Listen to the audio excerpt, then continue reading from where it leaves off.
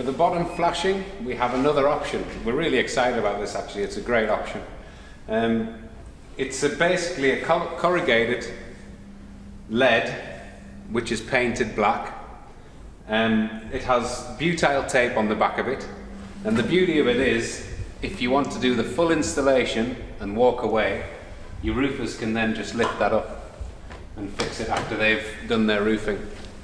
So it's a great system. There's a capping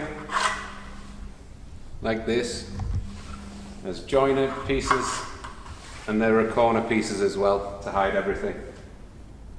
These are a friction fit, so bend them out a little bit. If you want to, you could put some dabs of silicone along it just so it keeps itself in the bottom of the panel. I'll just run over some of the points of this corrugated lead. It's really good stuff. It's got weight to it, as lead always does have. It's got a double butyl strip, so if you can't stick it down in the wet, the lead weight will hold it. It's painted black. It allows for expansion and contraction. It does everything really. It's just great, and it's accessible. So we quite like this new product. Another really good application for this corrugated lead is on profile tiles, because you can dress it down very nicely.